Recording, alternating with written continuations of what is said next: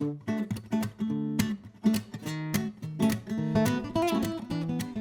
everyone! Welcome back to Monster House Library.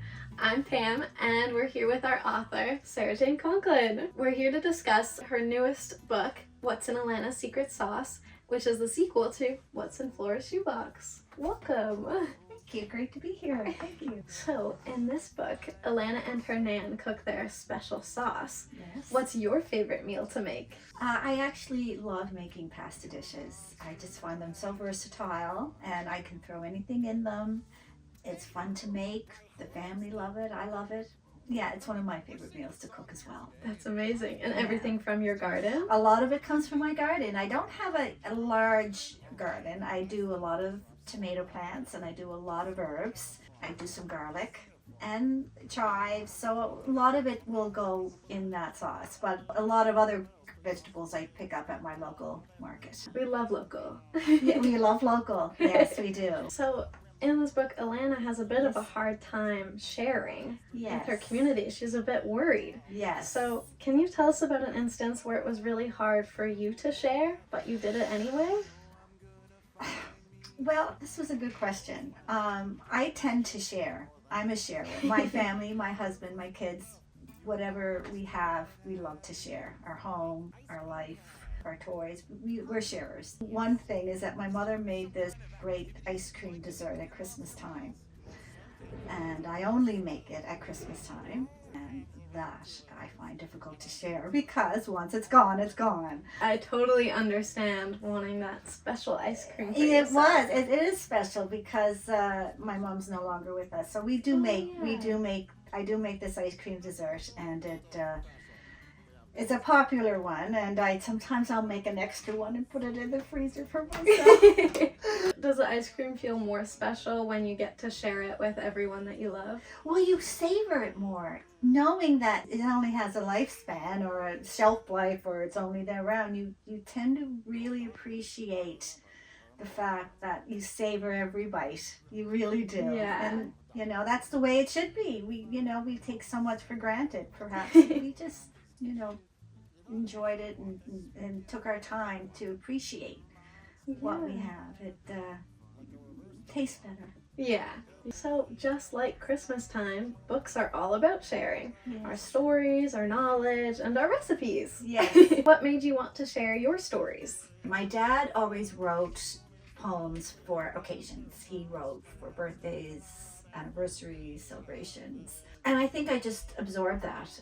And a lot of the stories that he read to me were rhyming stories. And I think that with this particular story, which is the follow-up to What's in Flora's Shoebox, it was a way to get social stories out to the world, out to children in a fun way that they wouldn't be scared or turned off or not interested, but in a welcoming way, in an invitational way, so that they can understand the meaning behind these. These are big topics. You talk about What's in Flora's Shoebox is the environment, and with this book it's about food sustainability, having enough food in the world, overindulgences, and the whole social fabric of sharing. So it's hopefully it's done in a way that kids can appreciate it. So, other than your father, are there Yes. any books specifically that inspired you to make this one? Well, Dr. Seuss, Emil, Winnie the Pooh, that kind of thing. Those stories that have longevity, that you can go back to no matter what generation and they still ring true. Mm-hmm. Stories that they show. They don't necessarily tell you in a didactic blah blah way, but they infer emotion and feelings in ways that children can relate to. Mm-hmm. And have fun with and remember and enjoy. Stories that you can be read aloud, stories that can be read quietly. And with any story, of course, is the illustrations. And I had an amazing illustrator, Venus Angelica. So I think it's a combination of things. It's the words, it's the rhyme, it's the images, the illustration, it's the feel. There's so much. It's not just one person. There's a whole team behind any book.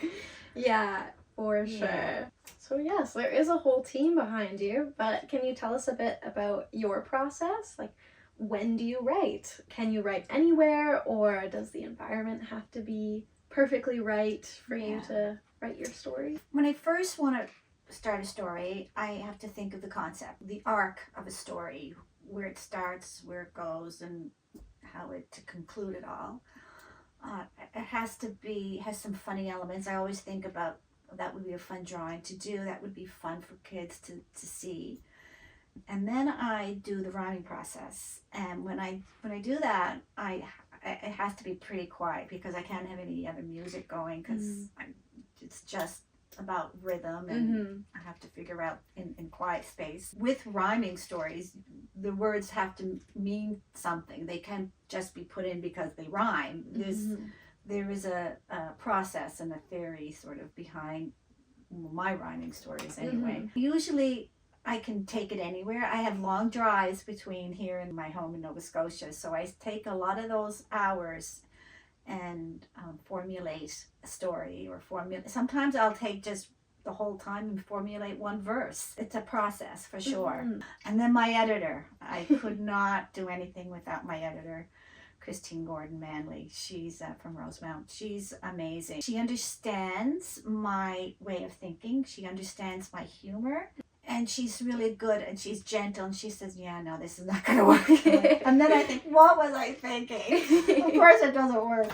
An editor is one of my most valuable assets and she's been amazing. So that is amazing. Sometimes I'm just thinking and I have this smile on my face and my husband would say, you're coming up with an idea. I said, yeah, I am. Get me a pen quickly. I don't want to forget it. Of course, write it down as write fast as it down possible. because goes right out. Yeah. In the middle of the night, I'm like, where's my pen? Where's my pen? And the lights are going on. I'm like, don't worry. So do you have anyone specific in your life that you write for? Like, do you write for yourself, for children in general, for the parents? Well, I write because I love to. And I also paint. So I always say you have to feed your soul because that like sort of germinates me, I guess. But I do have grandchildren. I have 2 beautiful granddaughters, and of course you want to leave something behind for them. Of course. And I write for them, and I write for enjoyment.